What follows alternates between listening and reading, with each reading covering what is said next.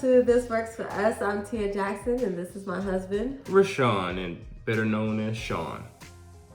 Today we're going to hop into a topic, how two became one.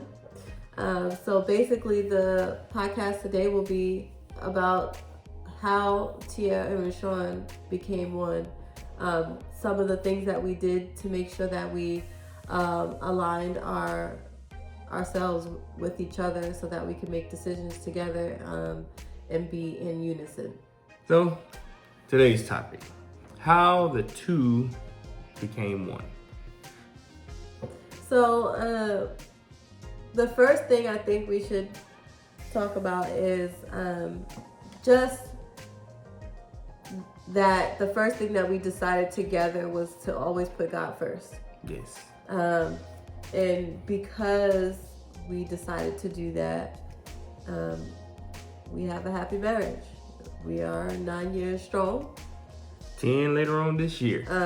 And we could probably count, no, not probably, we can count on our fingers how many times we have actually had a fallout, drag out argument. 0. Hey, wasn't playing, baby. You see that? You saw it? 0. Now, we're not saying we don't have discussions or disagreements, but we don't have arguments. At all. And that's because God is head of our life. Exactly. That's what brought us together in the first place. Outside of that, one of the second things we talked about was finances. That's a very important part of that because that can either make or break a relationship. So thankfully, I wasn't a huge spender, and you necessarily wasn't one either. So it wasn't like we was going for broke. Can't go for broke when you're already there. So so to have those discussions of money, like of who's going to do what. One of the main things we decided was a financial institution that we would use. I had 2 at the time, I believe, and then you just had the one. And ultimately, my main one I closed, and your main one, because you only had the one, we decided to use the other one that I had. So there's no other bank accounts. We used that one, and my check went in there, her check went in there. And when it goes into that one, it became ours. It wasn't an issue of where if you was gonna spend too much money or something like that. No, we had those discussions. I think it was fairly easy for us, like I literally was like, would you mind if I handled the monthly bills every month? I would feel a lot more comfortable if I can track it. And I would say not so much of a control thing, just because I want to be knowledgeable what's going on and how it's being done. And I don't mind sharing that information, and I make sure that I involve him in any huge decisions that we're making. But I also track it. I also write it down. It's in an Excel sheet, so the information is readily available to him. But it was just something that, because I was independent for so long, it just felt like giving that up would be a struggle for me.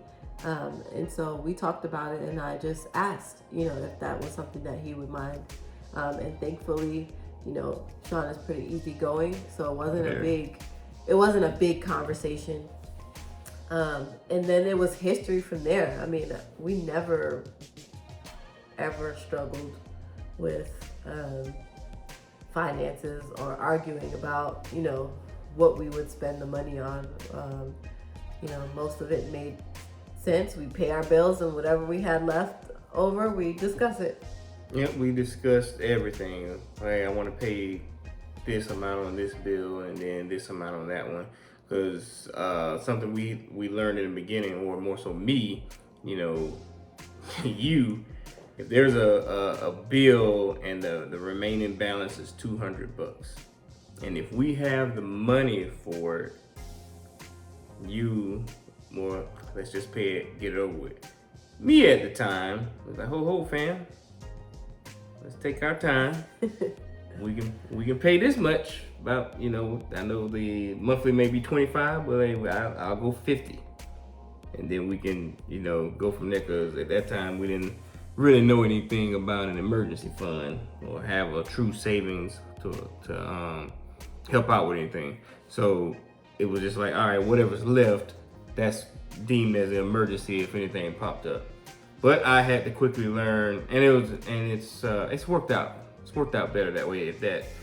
If we have it, to just pay the complete balance, just pay it and be done with it. It's just nothing to just keep going on and on and on about. So that's one thing that we don't have any issues doing now. And I'll elaborate why he might have struggled with that in the beginning, because what he says, you know, the bill was $200 and that's all we had left. We may have had $300 in our account, and so I want to pay the $200 and leave us with $100 for, you know, the next 2 weeks. I'm like, we could do this, we can make it work, but next month we won't have that bill to pay. So I could see why that was an adjustment that needed to be made in his mind. Like, man, we can just pay 50 and we have, you know, this extra left over just in case. But I was more like, what emergency? There's no emergency. Let's just pay this bill off. Either way, it ended up working out for us, especially when we went on started our debt-free journey. Yeah, and that was a huge breakthrough, but we won't get too deep into that. We'll save that for another show. Another thing that we talked about was having kids. Whether we were, you know, you had the hope of 4, and I looked at her like, 4, okay. Mine was always 2 and a possible at the time. 2 and a possible. And that possible is if the third one came, cool. And if it didn't, cool. But 2 was the magic number for me. But right now we're gonna meet in the middle and worry about 3 at this point. But that's something we had to talk about. Now, do you think that was because I don't think since we both had those aspirations, do you think that was a deal breaker in the beginning? No, I mean, you don't really know how many kids you want until you actually have kids. And then you go through the process. And so, you know, quickly I learned after the first child that maybe 4 is a little bit more than what I could handle. And, you know, we waited, right? So, you know, we were married 5 years. Right. Yeah, about 5 years before we had our first child. And so, you know, maybe... no, it was 5. Yeah, 5. Yeah. Maybe if we, you know, had children like right at the beginning, you know, early, you know, late 20s, you know, then maybe 4, you know, maybe I would have had the energy for 4. But, you know, having your first kid at 32, 33. I almost changed my mind after Kennedy got here. So, said, you know, it was like, whoa, buddy, like, I needed this. You know, I'm tired. And it's a strange thing is that with Kylie, it was like expected, actually unexpected, but expected. And we kind of dealt with that and got used to it. So before Kennedy came, it's like, okay, we went through everything. We know what to expect. I didn't take account of, obviously, me getting older. And it was just about 2 years. That was 34 when Kylie came, and then obviously 36 when Kennedy, all before I turned the next age. Either way, man, those mornings was rough. I could not I'm thinking about it now. I'm like, oh. Thankfully, she sleeps through the night now. But at that time, oh my goodness, it was like, this is it. I remember. Was it Yeah. She like 3 months, and I was like, hey. Yeah. I'm He was good. like, I'm good. I'm not having. I'm good. I did not want. I didn't let go. Like I didn't want. I don't think I ever thought that I wanted to stop at 2. But you know, I was on the verge of, you know, I was tired. And you know, one of the things that I don't think we accounted for is we did have a lot of help. With Kylie, you know. Thank you, Mom. Thank you. Yes, thank you. She was there the whole entire year with us, you know, and so, you know, it was easy to say we need a break, you know, here's the baby, and then go out. But you know, with Kennedy, we were finally like on our own, and you know, learning this and getting used to, you know, and making a routine, which we had, but we didn't have because we were so blessed to have his mom with us for a year.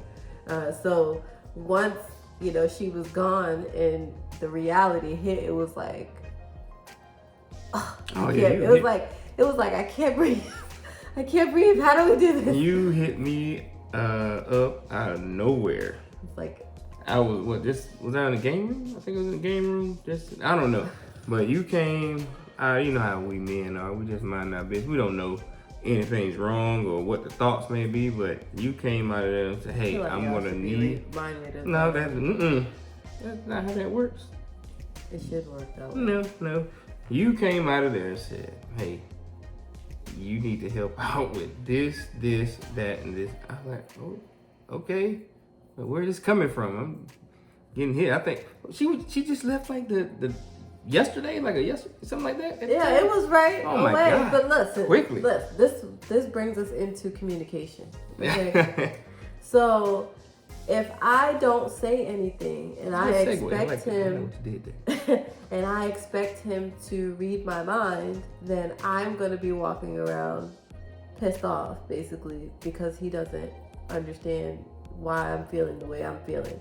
And so in that moment, it felt like I need to say whatever I need to say about the fact that we need this routine and you need to help in the morning and you need to do this. Mm-hmm. And I think what I've learned over the years is that, you know, I think women in general expect for their mate, their spouse, their partner to just know, right? It's common sense. Why don't you know X, Y, Z? Well, you know, just being married and then also sitting through like services, you know, with our pastor, we are two different, wired totally different, you know, beings, and we interpret and do things totally different. And in order to make it work, communication is huge. And I'm not talking like we're not, you know, we're disagreeing and we can't get on the same page and, you know, we're yelling and screaming at each other. Right. I'm talking like I need to process this in my brain, and then I need to figure out how I can communicate it to him so that he understands without it feeling like I'm attacking him or basically telling him that he's not doing anything and he needs to pick up the slack. He can feel like that. So I'm very strategic in how I try to communicate so that I'm considerate of his feelings, but I'm also getting my point across where, you know, I'm not feeling like I'm not being heard or I don't have the support. I've learned as well from an experience that I've had in the past where I don't hold anything in. I don't hold it in. If it's on my mind, I have to talk about it right then and there, because all that does is just harbor any, you know, it just, you know, could cause issues. Basically, if I don't talk about it, then it's just gonna be bad. So I've learned to just, if it's on my mind, let's talk about it. or I just have to just speak on it, period. It may not be something that we necessarily get into a discussion about, but we'll talk on it. I just can't keep it on just, I'll save it for another day. Nope, it's come out right then and there. Don't need my blood pressure going up. Nope, I just gotta get it out. Get it out. I think one of the other things that helps us along the way is, once we talk about it and we discuss it thoroughly and we've come to a conclusion, that is it. Nobody is bringing it up 2 months later about, what that person did and how they did it. Like we talked it through. We've made a plan and we stuck to that plan. We did that stuff. Yeah, son. and there's no reason to continue to bring it up. And I think the other part is, a lot of times we laugh about it. Maybe 3 months after the fact. Or we'll make it becomes a joke in the household, and that's how we get past it. But we never hold grudges against each other. We just let it go and move on and just enjoy each other. Mm-hmm. That reminds me of we have a running joke now. Mm-hmm. So I don't like grocery shopping. We'll just let that be known. I even say that I'm allergic to the grocery store. So Sean has graciously taken the role of ordering our groceries because we don't go to the grocery store. I mean, probably half of the world does it these days. But he would... Part of the budget. So he would go and put everything online and figure out the groceries.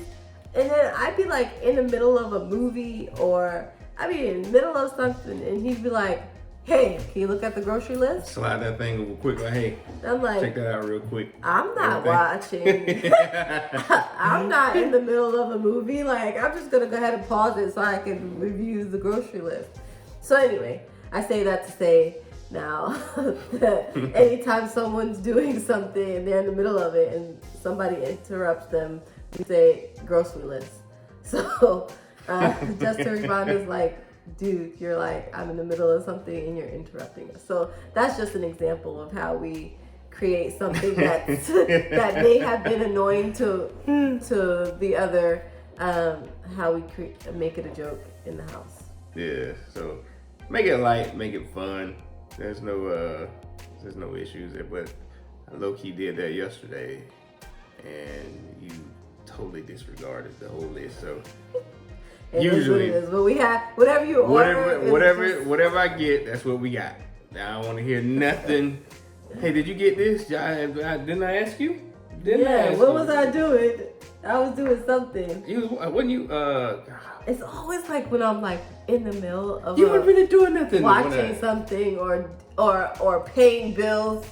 Yeah, I think I was paying bills. Like, just stop what you're doing and look at the grocery list. When I tell you I slid it over. You don't get that grocery list out my face right now. I look like this, like. Pushed it right back over. I mean, at this point, he should know. Especially like two things. If I am doing the budget, I am hyper focused on the numbers. Like, don't even have a conversation with me because I don't hear anything that you're saying. And the same thing when I'm binge watching a show. I don't hear you. I don't hear you. Yeah, I know. And obviously that has trickled down to our daughter. She doesn't hear anything when she's on the iPad. There, we'll but talk about that later. Anything else that you can think of that we discussed or that helped us become one? Just, those are, I think, the main points. There's so many other little things that we do, but those are the key things that helped us become one.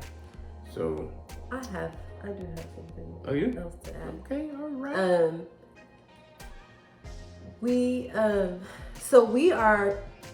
I think we are like really opposites, like polar opposites, really. Like I am an introvert. by nature, and Sean is extremely extroverted, even though he says that he's I not. am very shy. We all know that. Shy. And the lie detector determined that was a lie. And so one of the biggest things for me is that I had to learn how to give a little bit, right? I would rather stay in the house. I would rather not meet new people.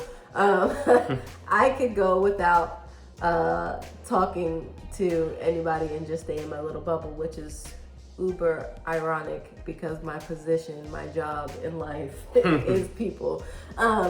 So it's crazy. But naturally, people exhaust me.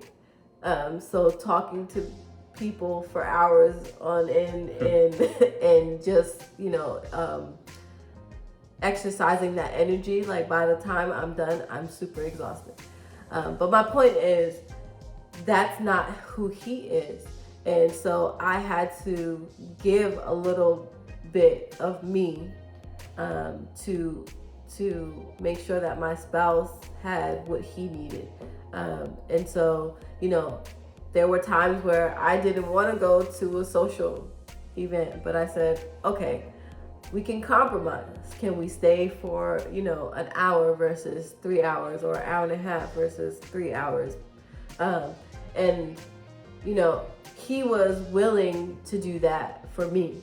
And so that helped me get through this, I guess, I don't know if it was like socially awkward, because once I get there, I'm, that's what I'm saying. Like, people that probably hear this right now, like, I can tell you that there are people at church that probably see my face and like, maybe in the beginning, not so much now, but see my face and like, ooh, she always looks like she is not approachable or friendly. And so, not so much anymore. And I think it's true when they say, like, how they say, you start to look like your spouse, like people like say that you start to look like.